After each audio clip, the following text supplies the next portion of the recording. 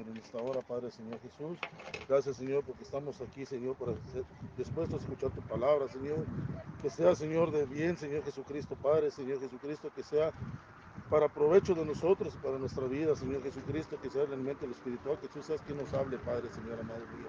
Bendice al pastor, Señor, úsalo, Padre, Señor, que seas tú hablando de él, a través de él, Señor, que tú nos hables, Señor Jesucristo, Padre, Señor. Te damos toda la gloria y toda la honra en el nombre tuyo, Padre, Señor Jesús. Amén y amén. Bueno, ahora sí vayan a Colosenses 3. Está larga la escritura, pero es necesaria para entender acerca del tema. Colosenses 3, desde el 1 al 17. Dice, si pues habéis resucitado con Cristo, buscad las cosas de arriba, donde está Cristo sentado a la diestra de Dios. Poned la mirada en las cosas de arriba, no en las de la tierra, porque habéis muerto y vuestra vida está escondida con Cristo en Dios. Cuando Cristo vuestra vida se manifieste, entonces vosotros también seréis manifestados con Él en gloria. Haced morir, pues, lo terrenal en vosotros: fornicación, impureza, pasiones desordenadas, malos deseos y avaricia, que es idolatría. Y le pregunto, antes de seguir leyendo, ¿quién te va a quitar estas cosas que acabamos de leer? ¿Dios o tú? No. Muy bien, estamos entendiendo. Cosas por las cuales la ira, escuche bien, la ira de Dios viene sobre los hijos de desobediencia, en las cuales vosotros también anduvisteis en otro tiempo cuando vivíais en ellas. Pero ahora dejad también vosotros todas estas cosas: ira, enojo, malicia, blasfemia, palabras deshonestas de vuestra boca. No mintáis los unos a los otros, habiendo despojados del viejo hombre con sus hechos, y revestido del nuevo, el cual conforme a la imagen del que lo creó, se va renovando hasta el conocimiento pleno, donde no hay griego ni judío, circuncisión ni incircuncisión, bárbaro ni escita. La palabra escita es alguien ignorante que no conoce, siervo ni libre, sino que Cristo es el todo y en todos. Vestíos pues como escogidos de Dios, santos y amados, de entrañable misericordia, de benignidad, de humildad, de mansedumbre, de paciencia, soportándoos unos a otros y perdonándoos unos a otros. Si alguno tuviere queja contra otro, de la manera que Cristo os perdonó, así también hacedlo vosotros. Y sobre todas estas cosas, vestíos de amor, que es el vínculo perfecto, y la paz de Dios gobierne en vuestros corazones, a la que asimismo fuisteis llamados en un solo cuerpo, y sed agradecidos. La palabra de Cristo more en abundancia en vosotros, enseñándoos y exhortándoos unos a otros en toda sabiduría, cantando con gracia en vuestros corazones al Señor, con salmos e himnos y cánticos espirituales. Y todo lo que hacéis, sea de palabra o de hecho, hacedlo todo en el nombre de ¿quién? Del Señor Jesús. Dando gracias a Dios Padre por medio de Él. Ahora pongan muchísima atención. Hemos estado estudiando los domingos pasados que cada uno de nosotros somos la suma total de nuestras decisiones que hicimos, ya sea hace unas horas, ayer, hace unos años, meses. De lo que estamos viviendo hoy es la suma de las decisiones, es el resultado de las decisiones que tomamos ayer o en el pasado. Y por tal razón no podemos seguir viviendo culpando a terceras personas. No podemos seguir viviendo culpando incluso al diablo, a mis padres, a la gente, a la iglesia, a mi esposo, a mi esposa y a todo el mundo. Porque lo que está sucediendo en mi vida es a causa de mis propias consecuencias, a raíz de mis decisiones que yo tomé. Aun cuando hayamos pasado por situaciones difíciles en nuestras vidas, no podemos continuar permitiendo que las situaciones que vivimos afecten nuestro futuro, que las situaciones que vivimos en el pasado sigan afectando nuestro futuro.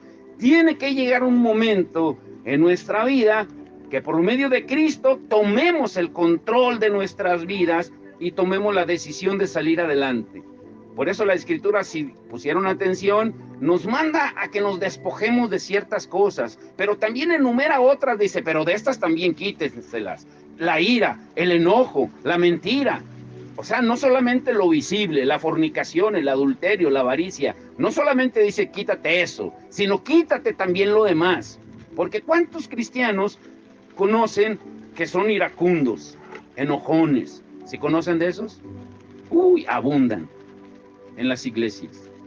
Espiritualoides que se sienten muy religiosos. Por eso vamos a analizar y a estudiar un área de consecuencias aún más profunda. ¿Y cuál es? Es el área de las ataduras. ¿De las qué? Ataduras. En primer lugar, ¿qué significa la palabra atadura? ¿Todos lo entienden qué es una atadura? Una atadura, antes de dar la definición, los que ya tenemos en Cristo varios años, y aquí no hay gente nuevecita, porque ni ellos ya tienen algunos años de conocer, ahora están reintegrándose de nuevo, pero por muchos años se nos enseñó y se sigue enseñando en la iglesia que las ataduras significaban que el diablo venía y ataba a un creyente. ¿Cuántos lo escucharon así? Yo lo escuché por mucho, lo sigo escuchando. A iglesias a veces que nos invitan y vamos, seguimos escuchando eso. Toda la culpa es del diablo. El diablo es el que ata a un creyente. Incluso muchas personas enseñan que las ataduras son una manera en que el diablo toma al cristiano y lo encierra en un tipo de cárcel o lo encadena de una forma tal que el cristiano no se pueda desatar, a no ser que se dedique por un tiempo a la oración y al ayuno, a no ser que la iglesia se ponga en oración y en ayuno y le ministre en liberación a la persona que está atada. ¿Sí se identifican con lo que estoy hablando? Dígame amén si se está identificando. Pero aclaremos esto. Un verdadero cristiano que ha nacido de nuevo, lo diré muy claro, un verdadero cristiano que ha nacido de nuevo no puede ser poseído.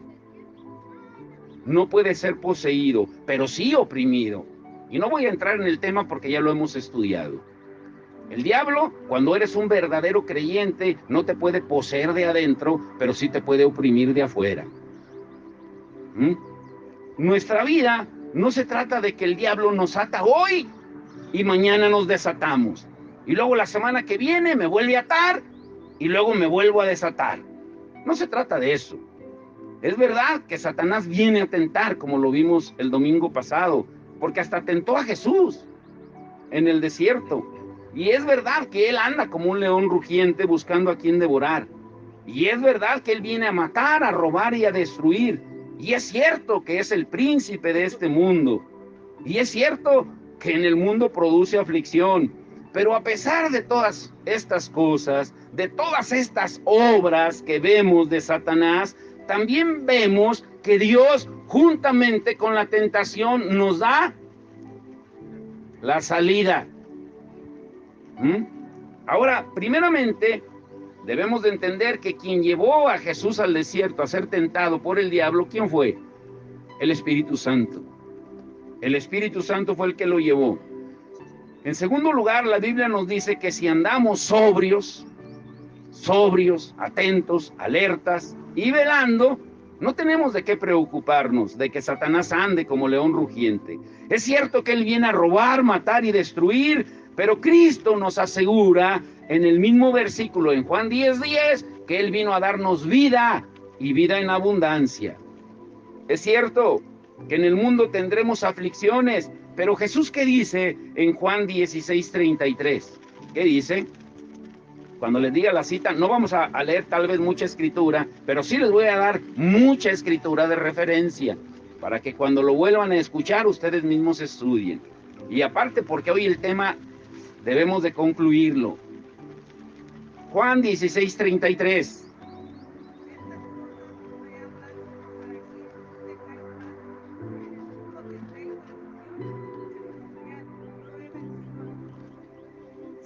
En el mundo, ¿qué asegura Jesús que vamos a tener?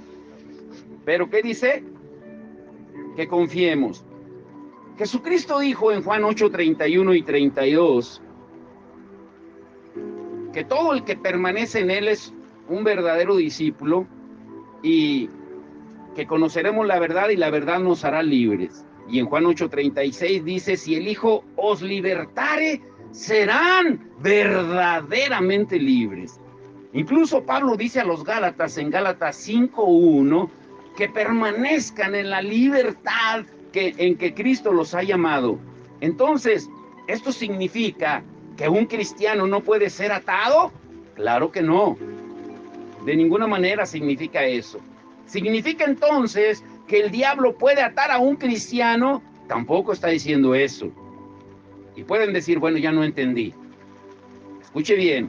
Significa que nosotros mismos, aquí empieza la parte interesante, nos atamos como consecuencias de nuestras conductas y comportamientos. Y el diablo utiliza esas conductas y comportamientos para atormentarnos y vernos atados. Levante la mano si me entendió. Los demás que no la levantaron no entendieron. ¿Sí entendieron todos? Muy atentos, ¿eh? Vamos a entrar al punto. ¿Cómo entenderlo eso? El diablo, imagine que el diablo es como el carcelero, el custodio en una prisión de tu estado emocional. Por ejemplo, si tú estás triste, el diablo va a procurar que estés triste, que sigas triste y que te mueras triste. Si estás amargado, el diablo va a procurar que estés, ¿qué?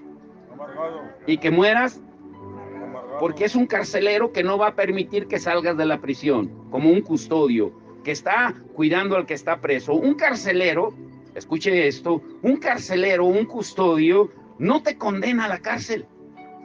Escuche bien esto nos va a abrir un panorama. Él solo vela y vigila que no te escapes de ella. Ese es su trabajo. Del mismo modo, el diablo no te hace caer en la atadura. Escúchalo bien, él pone la tentación. Quien cae en la tentación, ¿quién es? Yo. ¿Sí? Lo mismo en la atadura. El diablo no te hace caer en la atadura. ¿Sí?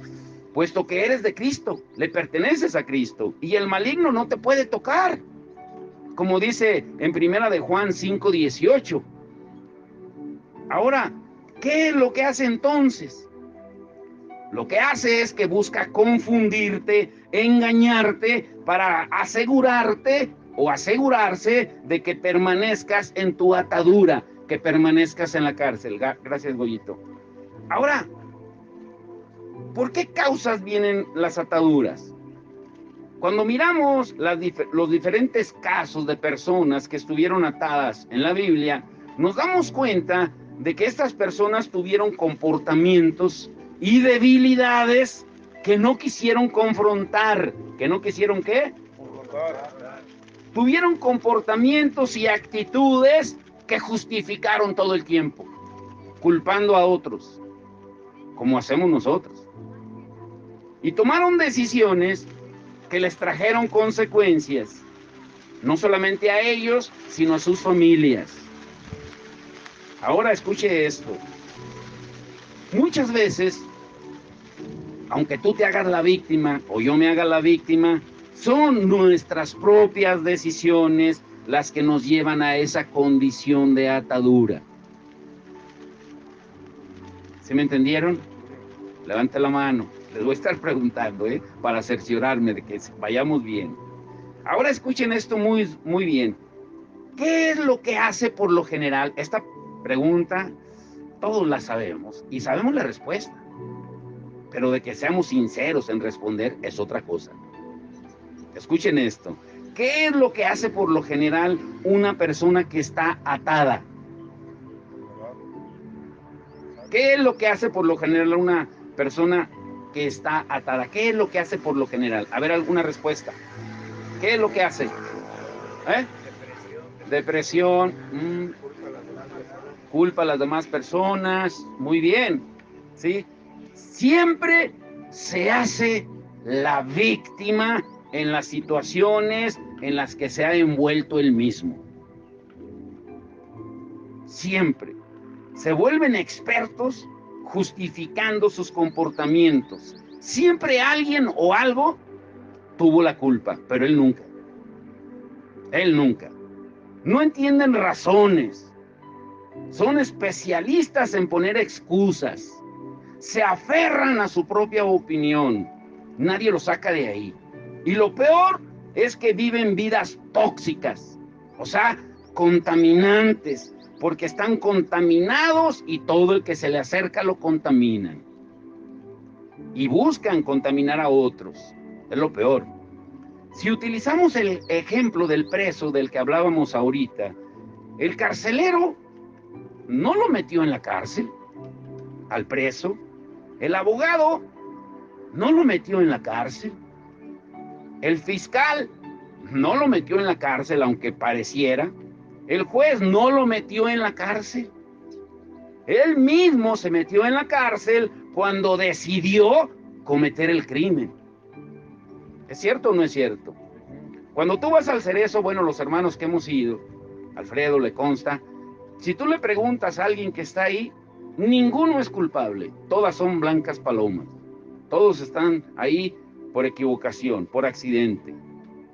Pero ¿de verdad es eso? Ahora, el fiscal lo acusó, el abogado no lo pudo librar, el juez lo sentenció y el carcelero, su trabajo es vigilarlo para que no salga de ahí, para que no escape.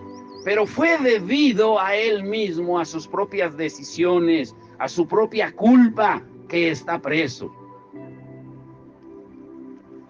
Por ejemplo, vayan a 2 de Samuel. Ay, aquí se pone interesante, ¿eh?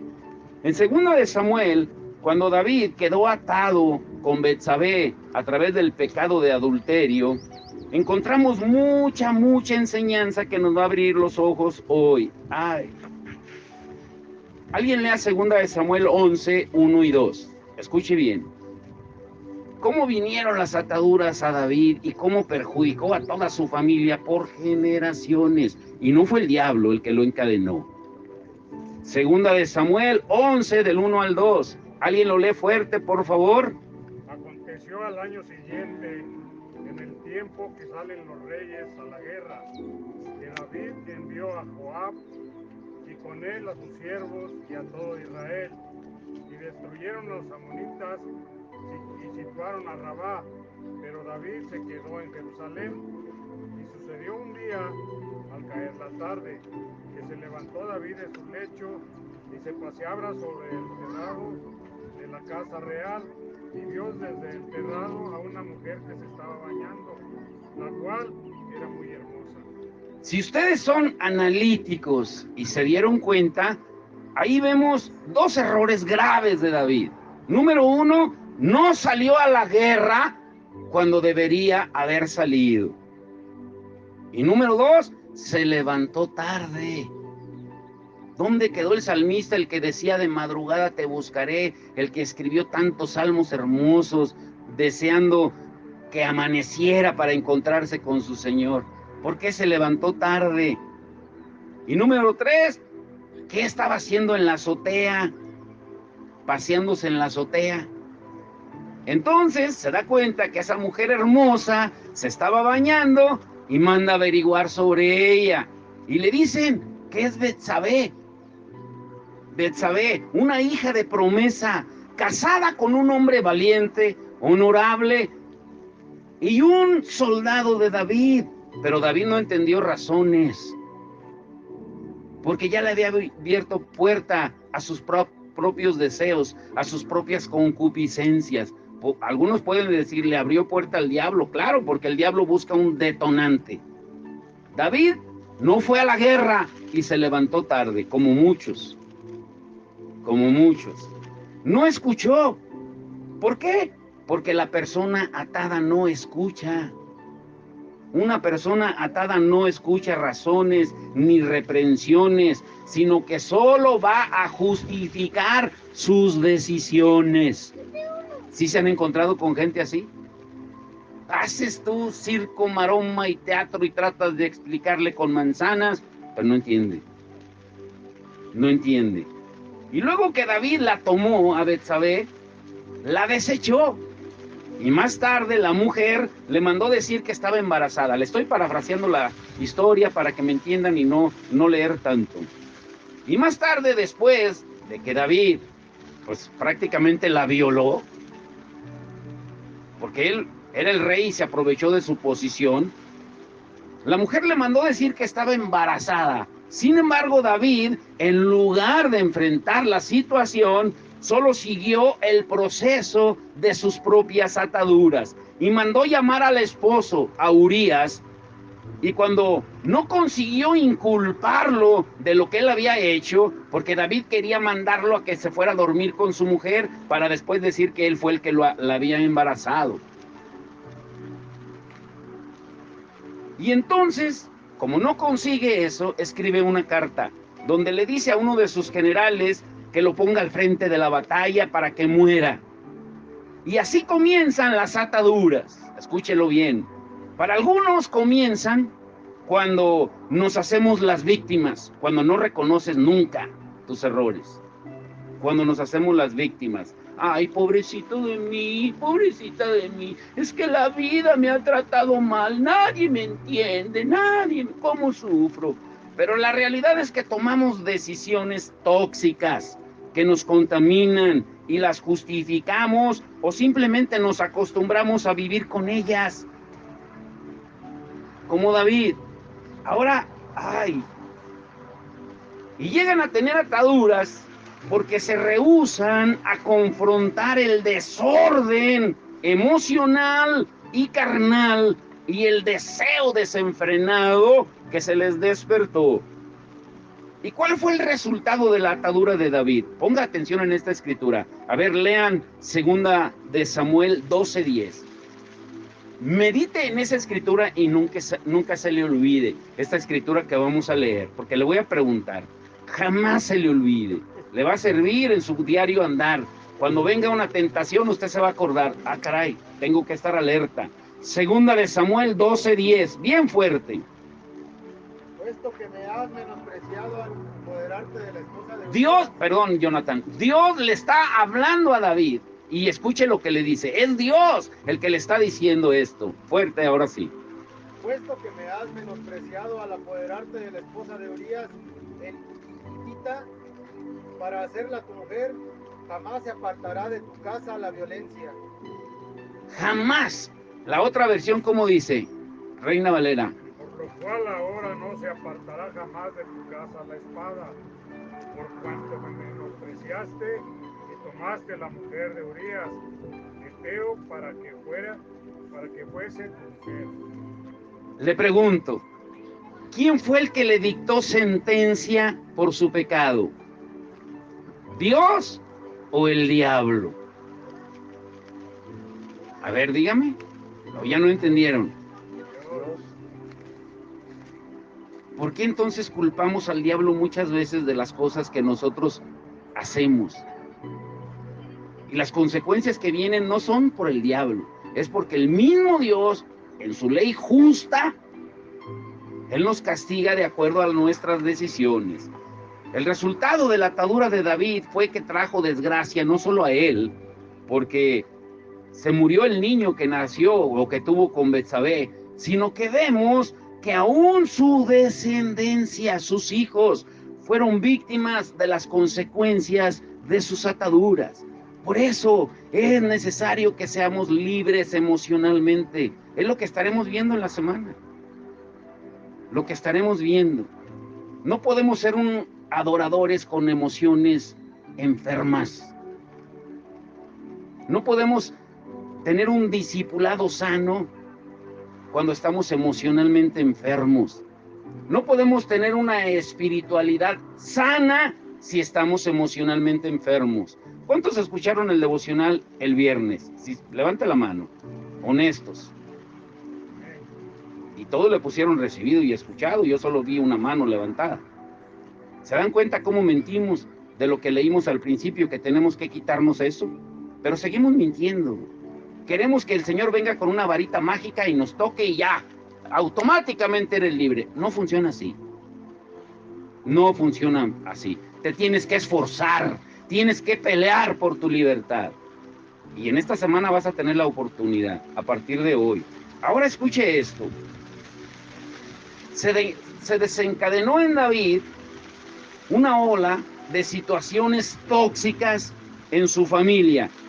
Y no habla jamás de que fueron poseídos por demonios, que fueron poseídos por Satanás, sino que fueron víctimas de las consecuencias de los pecados de David. ¿Sí entiende? Levanta la mano el que entendió. ¿Cómo entenderlo mejor? Que nuestros hijos aprenden nuestras conductas, sean buenas o sean malas. Tus hijos y mis hijos van a aprender nuestras conductas. Lo que nos vean hacer a nosotros es lo que van a hacer ellos, ¿cierto o no? Es lo que hacen. Es la manera en que aprenden ellos a resolver sus conflictos en la vida también. Por eso vemos que una persona que viene de una familia donde hubo un divorcio,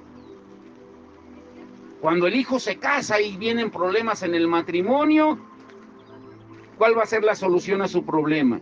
A inclinarse al divorcio cuando llegue el conflicto. Porque son patrones repetitivos de conducta. Cuando vemos a un padre abusivo, no fue necesariamente porque el diablo lo poseyó, sino fue por tener asuntos sin resolver en su vida o por falta de conocimiento de la palabra.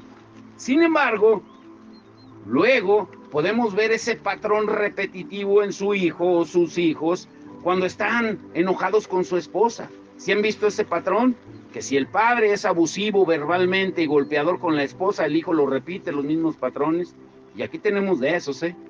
Aquí en la iglesia tenemos de esos. Yo he ido a ministrarles no sé cuántas veces y siguen los mismos patrones. ¿Sí? Golpeadores y abusivos.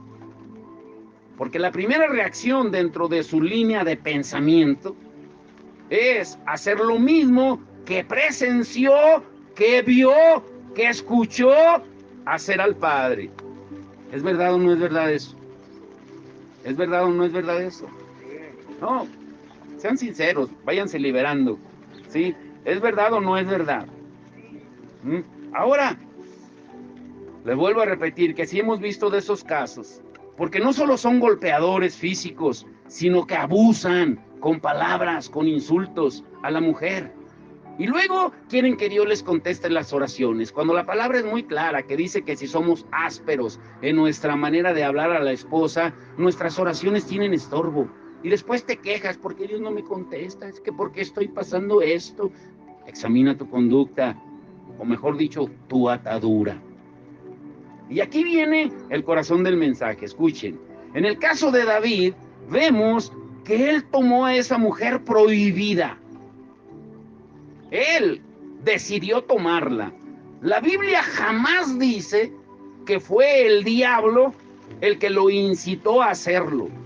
Jamás dice que fue un demonio de lujuria el que se le apareció, sino fueron los deseos desenfrenados, las concupiscencias de David, que no quiso confrontar, que se justificó. Eso fue obra de su concupiscencia. Porque cuando fue tentado, porque sí fue tentado por Satanás, la Biblia dice en qué caso específico David fue tentado por Satanás. Por ejemplo, alguien lea 1 Corintios 21:1, y ahí dice que fue Satanás el que lo incitó, pero en el otro caso no. O sea, la Biblia hace una diferenciación clara cuando es Satanás y cuando eres tú. Primera de Crónicas 21:1, perdón, me equivoqué. Primera de Crónicas 21:1. Crónicas 21:1. Dije Corintios. A ver, lee muy despacito.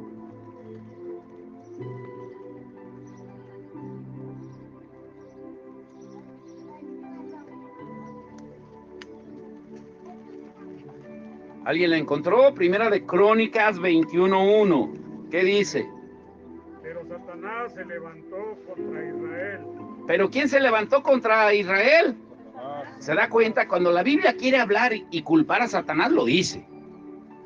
E incitó a David. ¿A quién que incitó? hiciese censo de ¿A Israel. quién incitó?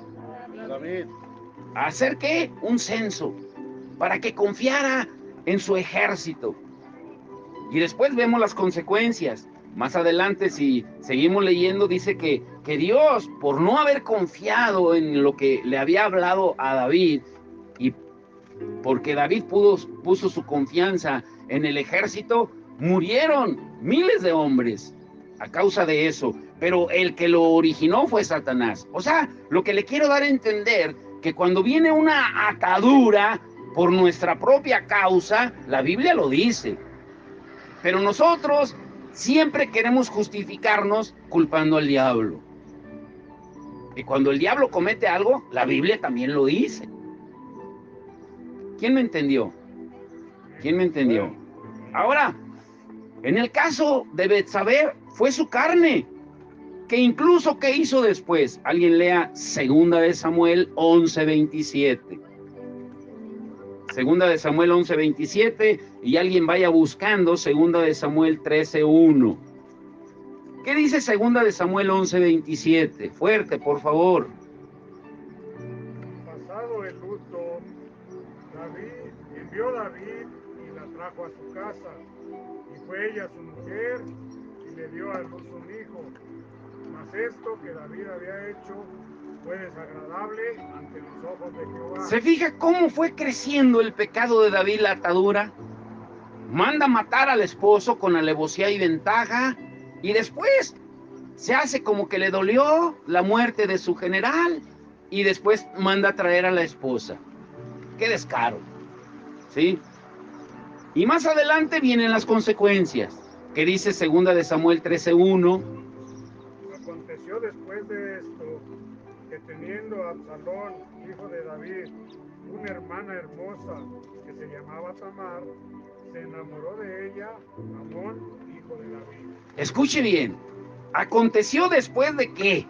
Dice, aconteció después de esto. ¿Después de qué? Después de que David pecara con Betsabé. Después de que David siguiera en sus ataduras y mandara matar a Urías. Después de David ser amonestado por el profeta Natán. Después del hijo que tuvo con Betsabé y murió. Después de todo eso, vemos las consecuencias de sus ataduras. ¿Y cuáles fueron? Muy atentos. Por ejemplo, David tomó a una mujer que no era suya. David tomó a una mujer que no era suya. Y Amnón, su hijo, tomó a su hermana. Era su media hermana, hija de David. Eran hijos de diferente madre. David planificó la muerte de Urías. Y Absalón, el hijo de David, planificó la muerte de Amnón, su hermano, hijo de David, porque Absalón y Tamar eran hermanos, eran hijos de la misma madre. Ahora muy atentos. Muchos pudieran decir, no, es que esas son maldiciones generacionales, es que son los espíritus de David que se pasaron a sus hijos, pero la Biblia jamás lo menciona así. La Biblia jamás dice que fue el diablo. La Biblia jamás dice que fueron demonios. Esas ataduras son o fueron más bien conductas no confrontadas y no resueltas. Y a veces somos expertos en culpar a terceros y echarle la culpa al diablo. Es más fácil que reconocer. Porque cuando Amnón violó a su hermana, Absalón fue a decírselo a David. Fue a decirle lo que había hecho su hermano, que habían violado a su hermana, porque Absalón, recuerde, y Tamar eran hijos de la misma madre. ¿Y saben qué hizo David cuando Absalón le dijo?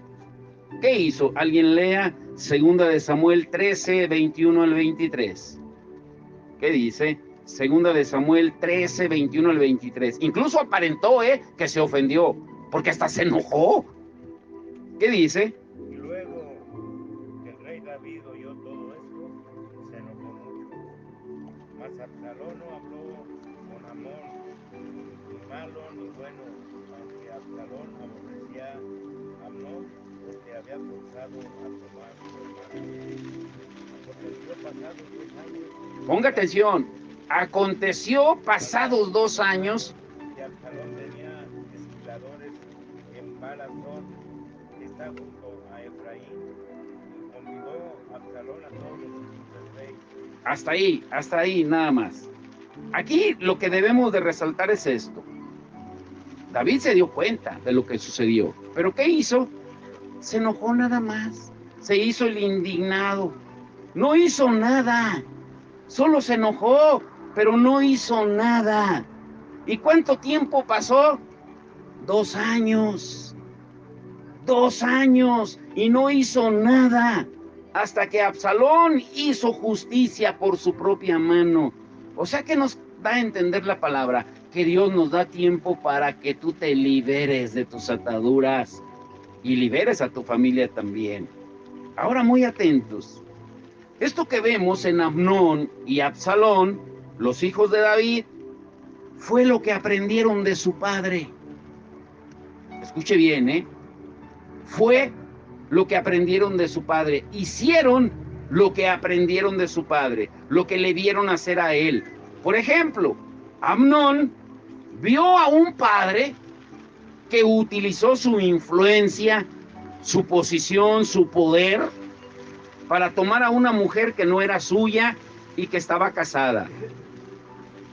Y Absalón vio a un padre que mandó matar a un hombre inocente. Patrones de conducta aprendidos. ¿Cuántos me están entendiendo? ¿Sí se da cuenta? Ahora, entienda muy bien esto. Amnón toma por la fuerza a una mujer que era su media hermana y Absalón lo primero que recurre es asesinar a su hermano. Y entiendan muy bien esto. Lo diré muy lento y grábeselo. Es más, anótelo. Un padre atado o una madre atada desarrolla a una familia atada. A ver, dígalo. Un padre o una madre atada desarrolla a una familia atada. Y una familia atada muy difícilmente logra sus objetivos y propósitos en la vida. Por eso vemos tanto estancamiento y patrones repetitivos de conducta también. ¿Cómo podemos resumir las ataduras? ¿Cómo podemos resumirlas? ¿Cómo? Las ataduras se pueden resumir como el resultado de que una persona no confronte sus debilidades, sino que más bien las justifique.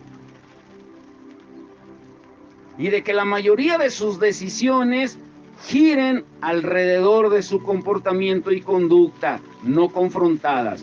En otras palabras, las ataduras son la manera en que nosotros somos irresponsables con nuestras vidas, lo cual produce consecuencias dolorosas y desastrosas, no solo en ti, sino en todos los que te rodean. Y aquí viene la esencia del mensaje. Escuche esto. ¿Cómo ser libres entonces de las ataduras? ¿Cómo ser libres de las ataduras? Mire, va a hacer un ejercicio espiritual y va a ver cómo, a ver si lo pueden hacer.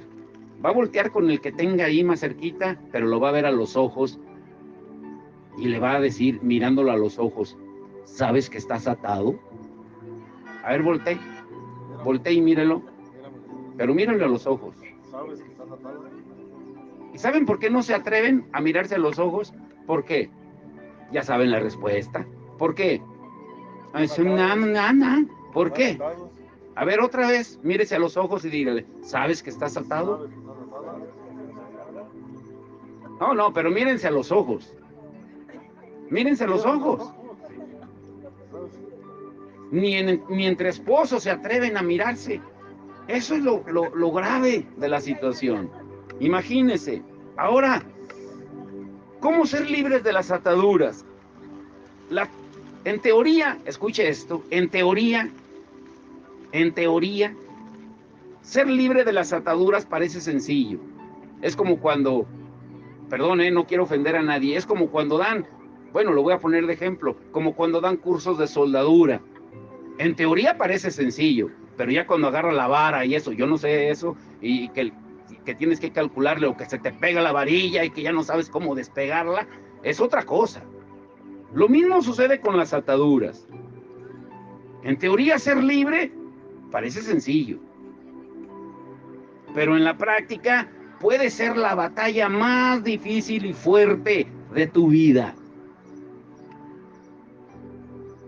En Romanos, no lo lee en su casa, Romanos 7, 15 al 25, Pablo, parafraseando, él dice: miserable de mí, ¿quién me librará de este cuerpo de muerte? Porque lo que no quiero hacer es lo que hago, y lo que quiero hacer no lo hago. Él se da cuenta que hay algo en él que le produce ataduras también.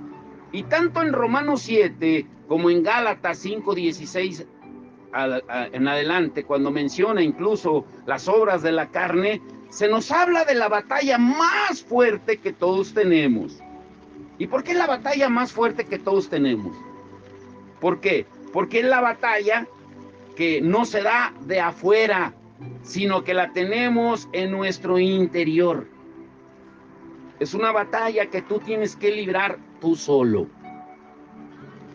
Claro, con la ayuda de Dios. Cuando digo tú solo, es que tú tienes que decidirte a lo que leíamos al principio en Colosenses, a despojarte de todo lo que él menciona ahí.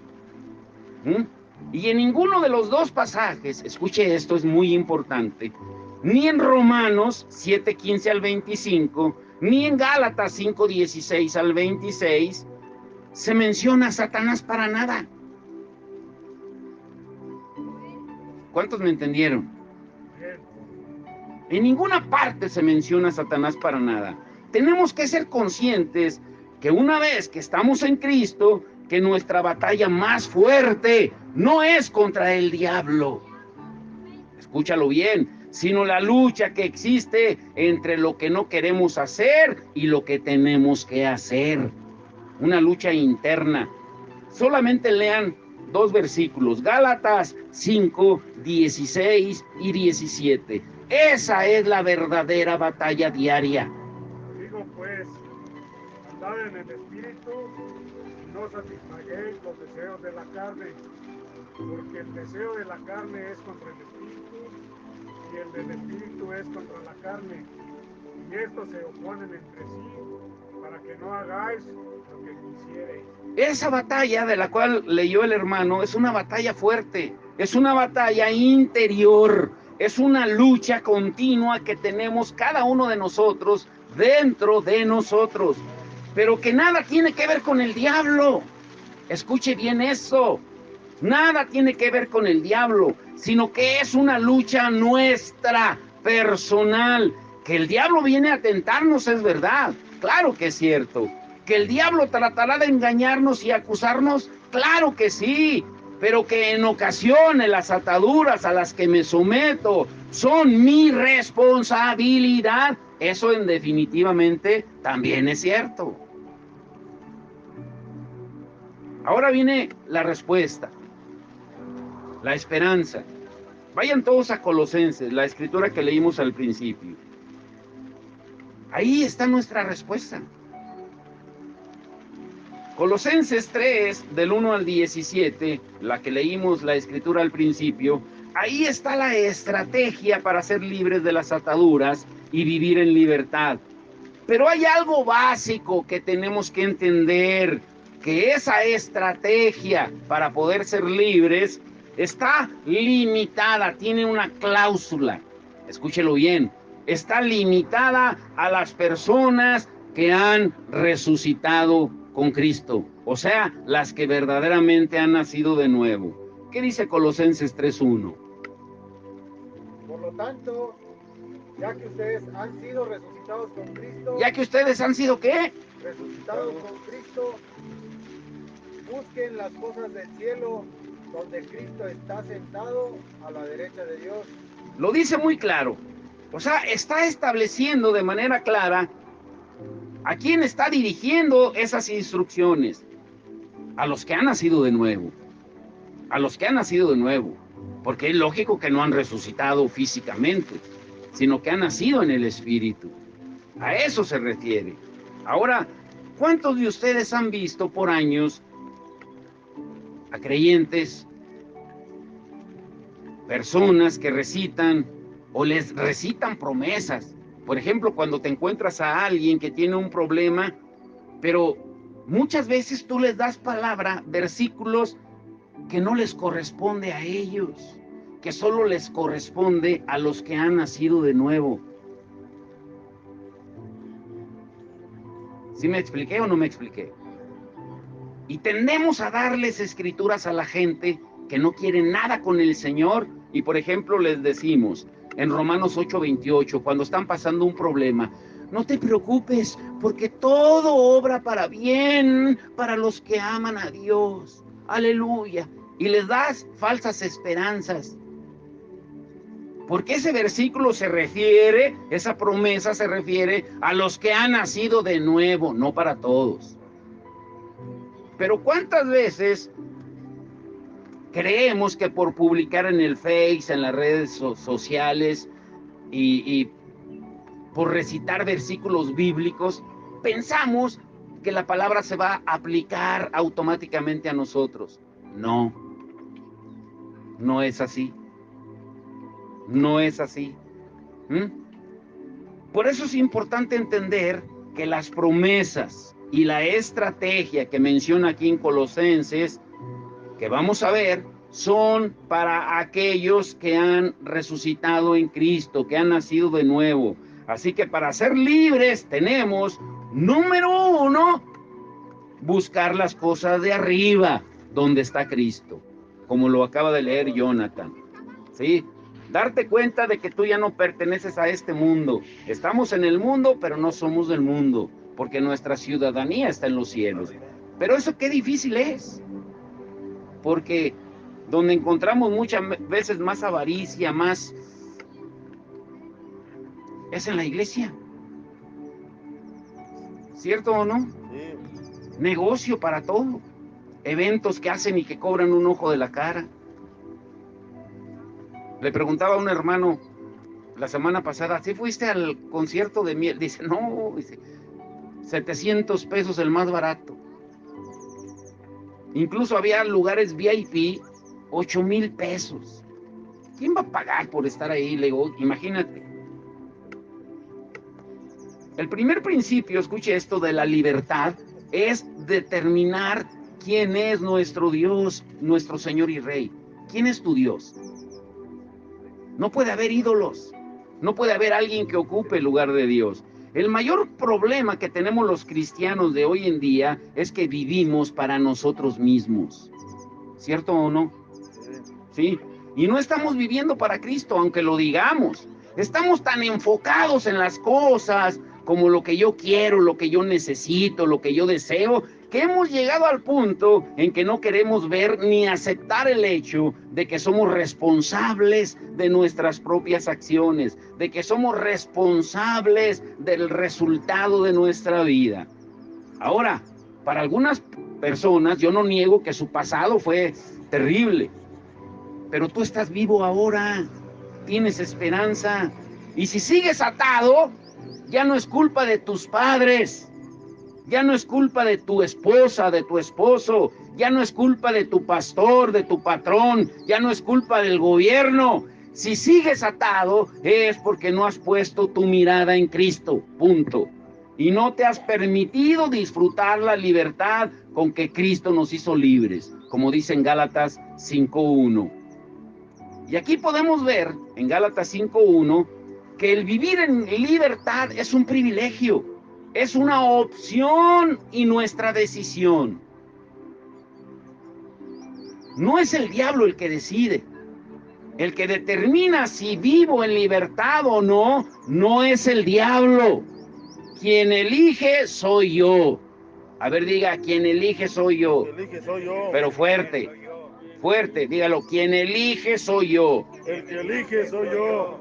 Si entramos nuevamente en el yugo de la esclavitud, es porque decidimos hacerlo, no porque el diablo decidió atarme. ¿Cómo va a poder atarme cuando Cristo determinó hacerme libre? ¿Cómo? Pero yo sí puedo determinar atarme. ¿Cómo lo entendemos con base bíblica? A David no le ató el diablo. En ninguna parte leemos que a David le ató el diablo. No fue un demonio. Fue el hecho de que no buscó en ese momento las cosas de arriba. Se levantó tarde y no salió a la guerra. No peleó. ¿Cómo lo interpretamos ahora? Nuestra responsabilidad como padres es orar todos los días por nuestros hijos. ¿Es verdad o no es verdad? Sí. Y si no lo haces, ¿qué estás haciendo? Violando un principio. Y si te levantas tarde, cuando no buscas a Dios, cuando la palabra en toda la Biblia, desde Génesis hasta Apocalipsis, nos habla de buscar a Dios en las madrugadas, y no lo haces cuando no lo pones a Él en primer lugar, ¿qué estás haciendo? Estás levantando altares de adoración, porque estás poniendo otras cosas primero que a Dios. Y van a venir consecuencias. A David no le ató el diablo, no fue un demonio, fue el hecho de que no buscó en ese momento las cosas de arriba y puso su mirada en los deseos desenfrenados carnales. Número 2, para poder ser libre, es poner la mirada en las cosas de arriba, no en las de la tierra, como dice Colosenses 3:2. ¿Qué quiere decir esto? Que vivimos como si nunca fuéramos a morir. Vivimos como si nunca fuéramos a morir. Solo queremos vivir para el día de hoy y no para la eternidad. Cuando la palabra que dice, 1 Corintios 4:18, y alguien más busque Hebreos 11:24 al 26. Ponga atención en estas escrituras que nos van a ubicar. 1 Corintios 4:18. Mas algunos están envanecidos como si yo nunca hubiese de ir. 1 Corintios 4:18. ¿Sí es? Ok. ¿Qué más? Algunos de ustedes ya se sienten muy confiados pensando que no iré a verlos. No, es donde dice, la escritura la anoté mal. Es donde dice, déjenme buscárselas, donde dice que pongamos la mirada en las cosas de arriba.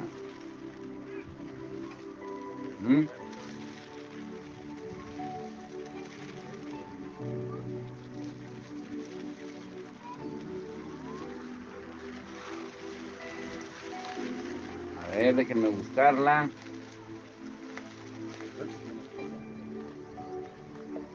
A ver, hay que encontrarla.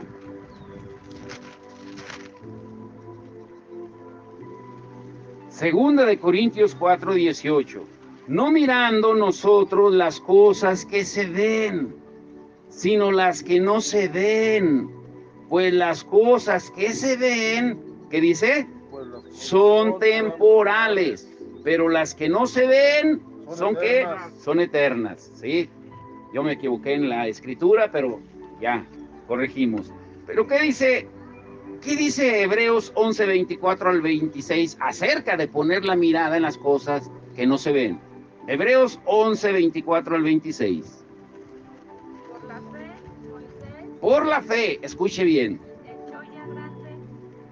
hecho ya grande, rehusó llamarse hijo de la hija de Faraón, escogiendo antes ser maltratado con el pueblo de Dios que gozar de los deleites temporales del pecado, teniendo por mayores riquezas el imperio de Egipto, de los tesoros de los egipcios, donde tenía puesta la mirada en el galardón. ¿sí? Sí se entiende, ¿no? Dice que Moisés prefirió poner su mirada en las cosas eternas, en lo que no se ve, en lugar de disfrutar de los deleites temporales, de cada deseo de la carne, cada deseo del mundo y pecaminoso que es temporal. ¿Por qué? Porque las consecuencias son incalculables y en ocasiones eternas. Cuando miramos el caso, volviendo al caso de David con Betsabé, comprobamos que su deleite de tenerla fue efímero, porque dice, cuando lean en su casa todo el capítulo 11 de Segunda de Samuel, dice que después de que la tomó, la desechó, o sea, cumplió su placer y ya le dijo, ya vete para tu casa, ya estuvo. Fue efímero, duró solo la noche de pasión, y eso sí duró la noche, pero las consecuencias fueron devastadoras, ¿sí? A Amnón, el hijo de David, su deleite en tomar a su hermana le duró muy poco, porque dice que después la aborreció, cuando dice que primero la amó. Pero las consecuencias fueron terribles, ya que eso le costó la vida y sumió a Tamar en una existencia llena de dolor y de angustia. Es más, Tamar jamás se vuelve a mencionar. Y Absalón terminó asesinado por los hombres de confianza de David, aun cuando David les había prohibido tocar a su hijo. ¿Le obedecieron? No. ¿Con qué autoridad espiritual y moral David iba a mandar a su gente? ¿Le iban a obedecer? Claro que no. Ahora reciban esto en su espíritu. Esta semana, se los digo como testimonio por parte del mensaje, me enviaron una publicación de un hermano, un pastor, que estaba junto con nosotros en la iglesia allá en Oxnard. Recuerden, donde estábamos, tenía muchos pastores, un pastor principal.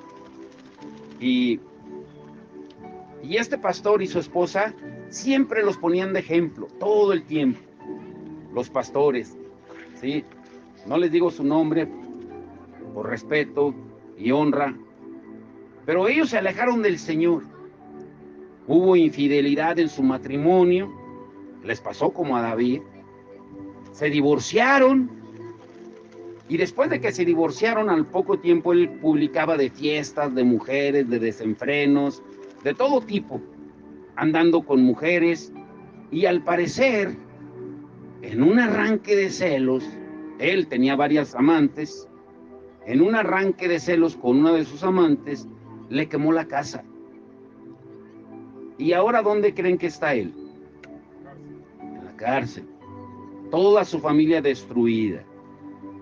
Después de que él era un hombre consagrado, dedicado a Dios y toda su familia. Ahora, ¿ustedes creen que esas consecuencias vinieron de la noche a la mañana? Que vinieron así como por arte de magia, que iban caminando un día y de repente cayeron en la tentación. No, así como David, se descuidaron y vinieron consecuencias. Lo que quiero que entienda es esto. El resultado de nuestro deleite terrenal y carnal, o de seguir los deseos de la carne que nos atan, ese deleite solo te dura muy poco. No es como alguien decía, hay que ponernos ahora hasta atrás y mañana nos arrepentimos, porque no sabes si en ese hasta atrás ahí quedas. Por ejemplo, al robar en la declaración de impuestos. Y esto lo digo porque les enviamos el devocional también a gente, hermanos, en Estados Unidos, donde es una norma, es una ley, donde todos declaramos impuestos, ilegales o no ilegales. Pero cuando se roba en la declaración de impuestos, las ganancias no duran, porque hay tanto fraudulento que inventan en la declaración para que les devuelvan y no pagar. Al robarle a Dios en los diezmos y las ofrendas, el dinero se desvanece, y no porque lo diga yo, ya lo vimos la semana pasada. De diferentes maneras, el devorador va a venir y te lo va a quitar.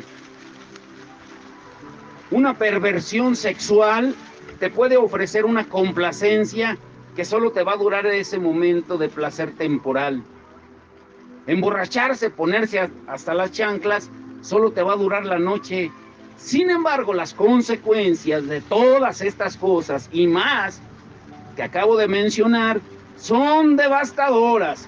Todos los placeres que el mundo tiene para ofrecer son efímeros, pasajeros, y en realidad no se disfrutan verdaderamente.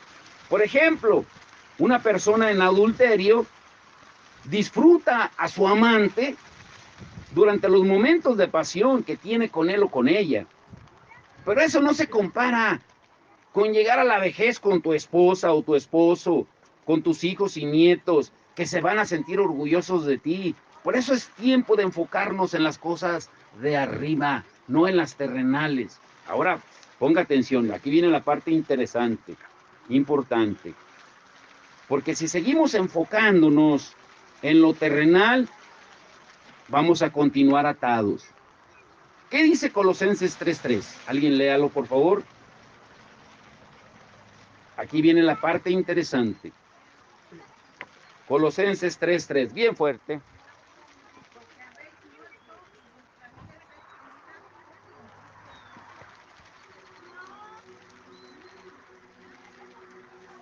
¿Sí escucharon? A ver otra vez, hermana.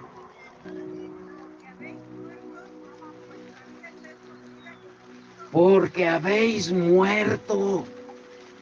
Pero ¿cómo si estamos vivos aquí? ¿Pero a qué se refiere que tenemos que morir al yo?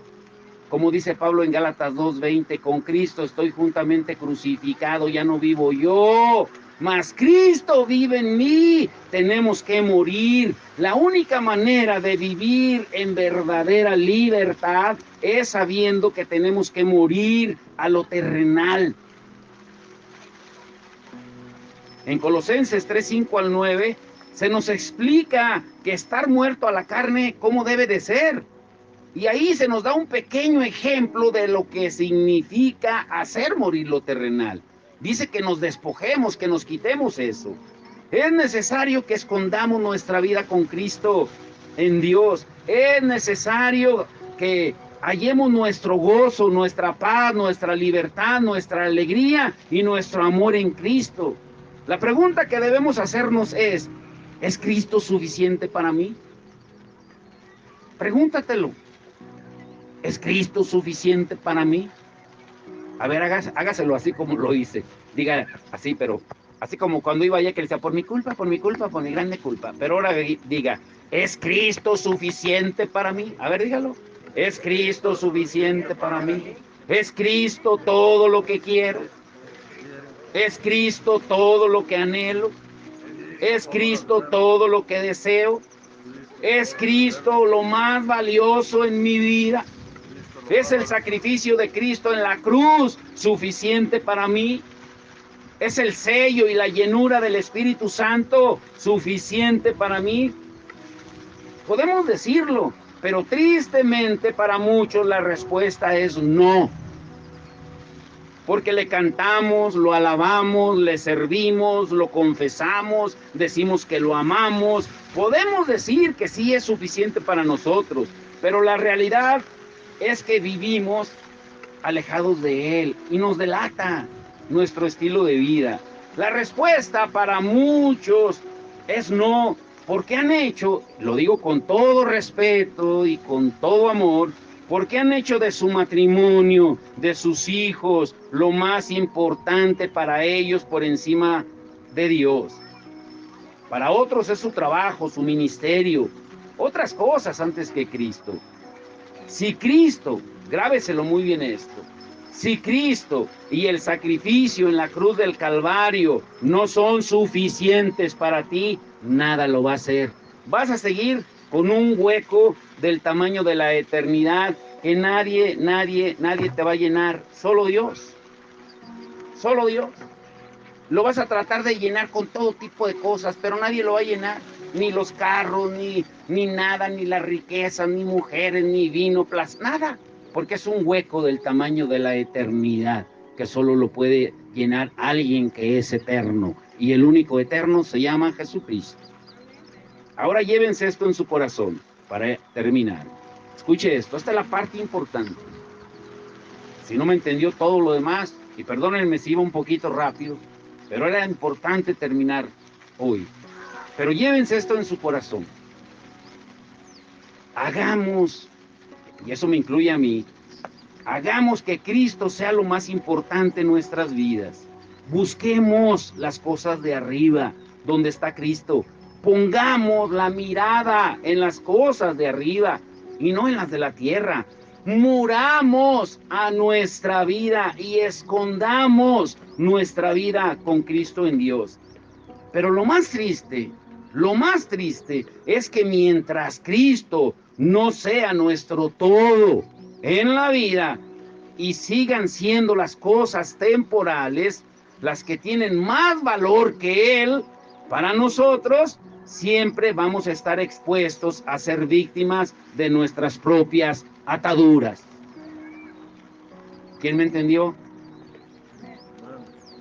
Tenemos que llegar al punto donde nuestro mayor anhelo en la vida sea que se haga la realidad que dice Colosenses 3:4. ¿Qué dice Colosenses 3:4? Cuando Cristo, vuestra vida, se manifieste, entonces vosotros también seréis manifestados en Él en gloria. Prácticamente lo que dice, cuando tú manifiestes a Cristo, entonces eso es cuando vas a empezar a conocer la gloria de Dios. Ese debe ser el mayor gozo de toda persona que se llama cristiana. Debemos sentir gozo al saber que la vida de Cristo se manifiesta a nuestro favor y que nosotros un día nos manifestaremos con Él en gloria. Cuando verdaderamente escondemos nuestra vida en Cristo, es cuando se hace evidente lo que dice. ¿Qué dice Colosenses 3:14 al 17? Las últimas escrituras. Todas estas cosas vestidos de amor. Vístanse de amor. Dice, después de que nos dice las cosas por las cuales tenemos que despojarnos, dice, ahora vístete con este ropaje nuevo. ¿Cuál es, Carlos? Que es el vínculo perfecto. Y la paz de Dios gobierne en vuestros corazones, a la que asimismo fuisteis llamados en un solo cuerpo, y sed agradecidos. Lo cierto es que la lucha con las ataduras puede ser la batalla más fuerte que tengamos en la vida, pero es una batalla que tienes que luchar diariamente. Podemos pasar toda la vida en la iglesia, cantar, servir, predicar, y aún así estar atados, porque tu comportamiento, tu manera de hablar, tu carácter lo demuestra. Tenemos que luchar y desatarnos de todo lo que nos estorba. Ahora escuchen esto. Ay, esta es una gema. En Marcos 5, 25 al 34, lo lee en su casa, le voy a parafrasear la historia. Marcos 5, 25 al 34, nos relata la historia de una mujer enferma. 12 años enferma. Dice que había gastado todo en médicos durante 12 años y no sanaba, sino que antes le iba peor, así lo dice. Había gastado todo. Eso es lo que sucede cuando estamos atados y ponemos nuestra esperanza en cualquier otra cosa que no sea Jesús, ya sea en los médicos, el dinero, un matrimonio, las relaciones, un ministerio, el trabajo o la gente. Si no pones tu confianza en quien debes de ponerla, antes nos va peor. Jesucristo dijo, separados de mí, nada van a poder hacer. Y la Biblia dice que cuando ella oyó hablar de Jesús, tomó la determinación, la decisión de tocar solamente el manto de Jesús para quedar sana. Ni siquiera para ir y pedirle que la sanara. Ella dijo, no, si tan solo me le acerco y toco el manto, voy a ser sana. Ella tenía una fe así. No como nosotros a veces hipócritamente decimos, no, ahora sí me voy a arrepentir, ahora sí voy a buscar a Dios, ahora sí voy a servirle, ahora sí. Puras palabras. Esta mujer no hizo promesas vanas. Ella lo único que dijo, si me acerco y toco el manto, con eso tengo. Pero hizo la promesa ella misma. Tomó la determinación, la decisión ella misma. Yo sé que me están entendiendo. Y es de admirar esta mujer porque cuando uno está en una condición como esa, enferma 12 años, haber gastado todo en médicos y al contrario, en lugar de sanar, ir de mal en peor, es más fácil permanecer atado y seguir creyendo y depositando nuestra confianza en lo mismo. O sea, es más fácil vivir la vida lamentándose y excusándose por las cosas que nos han sucedido, culpando a todos. Y posiblemente a esta mujer le decían, oye, mira, salió un nuevo remedio, hay un nuevo médico en tal parte, y allá iba y gastaba su dinero. Pero nada funcionaba, al contrario, iba de mal en peor, sin ningún resultado, y solo con más desilusión. Ahora les pregunto, si ustedes aplican esto en cualquier área de su vida que ustedes hayan estado padeciendo, ¿no es así como actuamos a veces? Sabemos la solución, pero en lugar de ir con quien nos puede dar la verdadera libertad, andamos buscándole 3 pies al gato.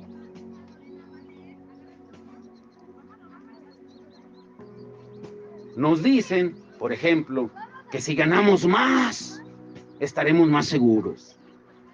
Pero nada, vas de mal en peor. Tratamos de complementarnos con cualquier cosa, pero nada funciona. Nada. Esta mujer se dio cuenta de sus ataduras, confesó su situación y decidió ser libre. Y no fue fácil, porque ella persistió, por eso les dije que lean la historia en su casa, con detenimiento, porque dice que ella persistió y se abrió camino entre todos aquellos que no la dejaban llegar, ¿sí? Y ella sabía que si llegaba y lo tocaba, era sana, y lo logró, porque persistió, luchó por su sanidad y su libertad.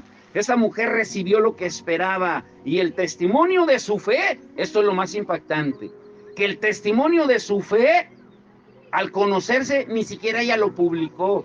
Toda la gente se dio cuenta de lo que ella hizo, y todos después quisieron imitarla a ella. Vayan conmigo las últimas escrituras. Marcos 6, 53 al 56. Todos la vamos a leer, es la última. Porque hay algo que les voy a preguntar ahí. Marcos 6, 53 al 56. Por favor, pónganse de pie.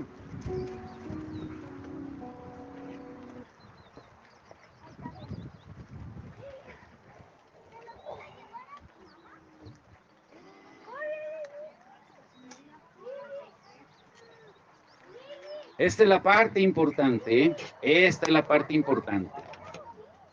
¿Qué dice Marcos 6, 53 al 56?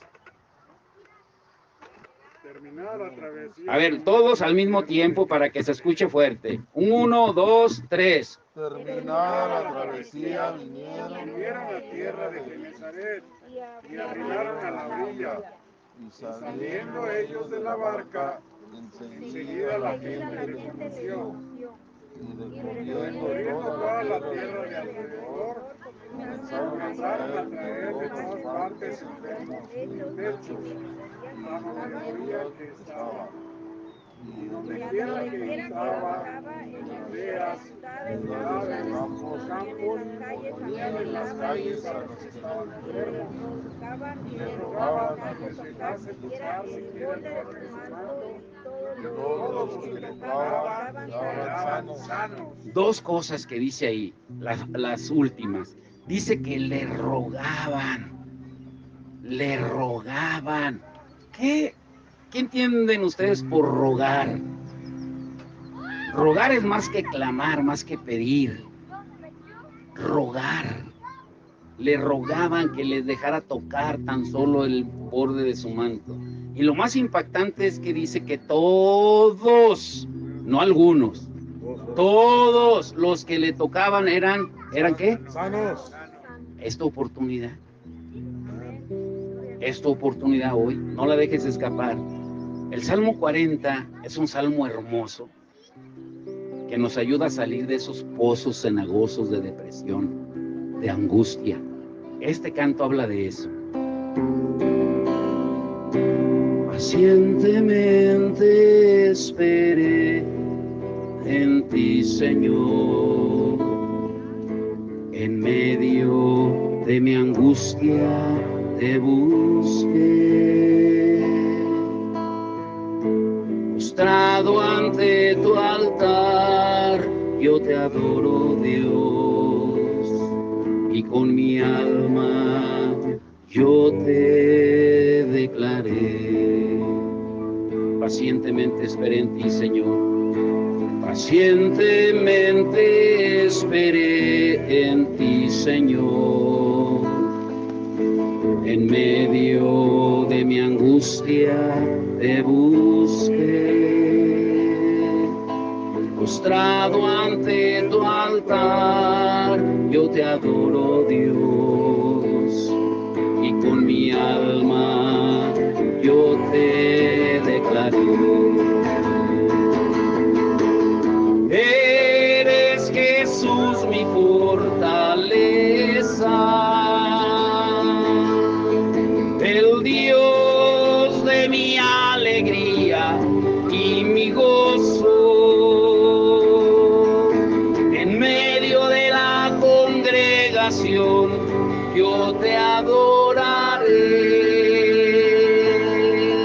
porque tú eres mi libertador, eres Jesús mi fortaleza, eres Jesús mi fortaleza, el Dios de mi alegría y mi gozo, el Dios de mi alegría y mi gozo. En medio de la congregación yo te alabaré, en medio de la congregación yo te alabaré, porque tú eres mi libertador, porque tú eres mi libertador, porque tú eres mi protector, porque tú eres mi protector, mi ayudador, porque tú eres mi ayudador, mi proveedor,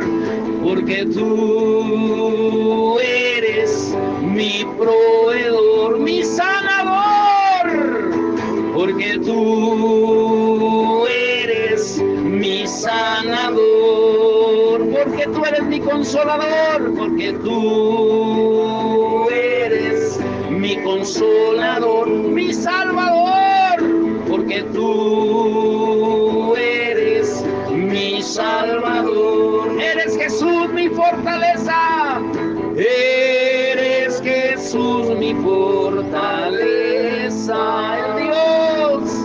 el Dios de mi alegría y mi gozo.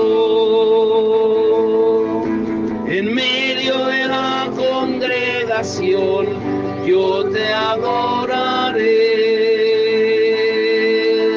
porque tú eres mi libertador. Dígale, eres Jesús mi fortaleza, eres Jesús mi fortaleza, el Dios de mi alegría y mi gozo, el Dios de mi alegría y mi gozo. En medio de la congregación yo te adoraré, en medio de la congregación yo te adoraré, porque tú eres mi libertador, porque tú eres mi libertador, porque tú eres mi libertador. Dígale, dígale, dígale, porque tú eres mi libertador, porque tú eres mi libertador. Dígale, dígale, dígale. Dice la palabra que cantemos en el espíritu y con el entendimiento. Eres mi libertador, porque tú eres mi libertador. Señor, queremos terminar esta tarde hermosa, esta mañana hermosa, cantándote con nuestra alma, Señor.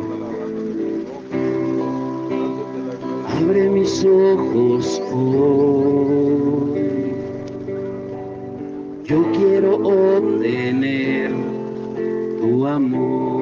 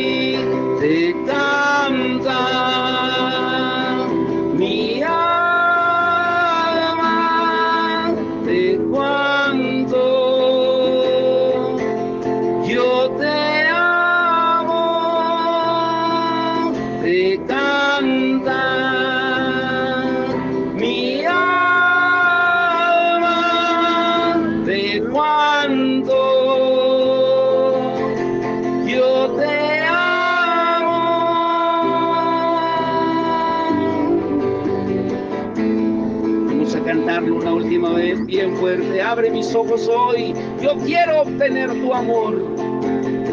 Abre mis ojos hoy, yo quiero obtener tu amor. Hoy me vuelvo a ti, Señor, a la gravedad del amor. Hoy me vuelvo a ti, a la gravedad del amor. Espero aquí el momento de la eternidad. Espero aquí el momento de la eternidad. El mundo espera que tu gloria esté aquí. Te canta mi alma de cuánto yo te amo. Te canta mi alma de cuánto yo te amo. Bien fuerte, dígale. Te canta mi alma de cuánto yo te amo.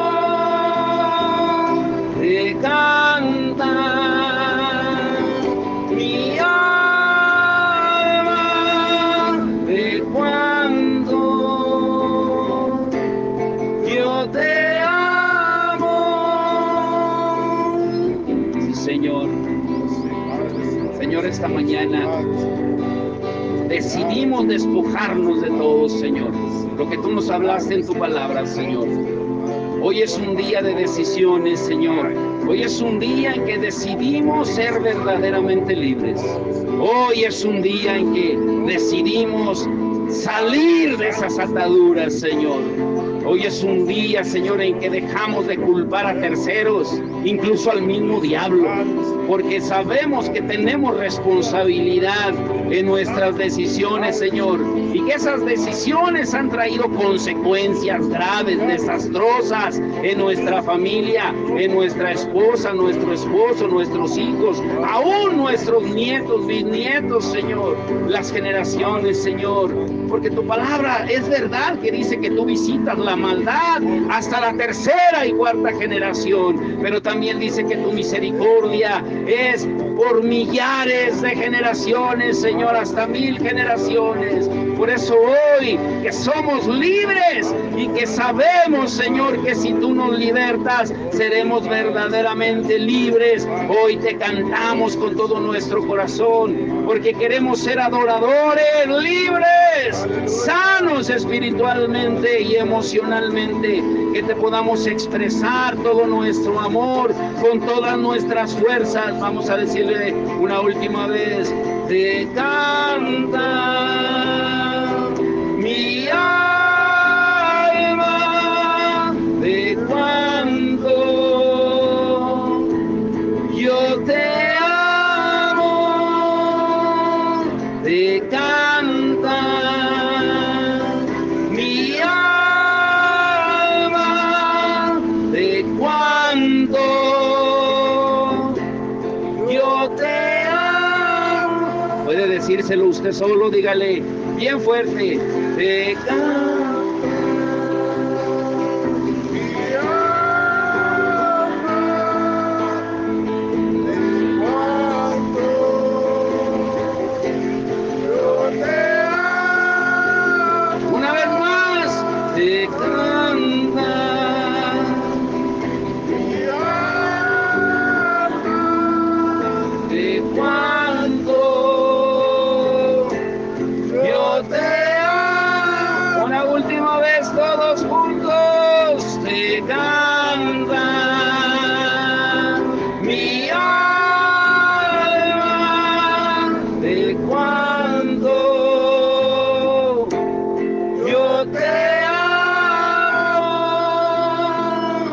Gracias, Señor. Gracias, Espíritu Santo, por traer convicción a nuestra vida, Señor, y por darnos la verdadera libertad, porque si el Hijo os libertare, seréis verdaderamente libres, Señor. Tu palabra lo dice.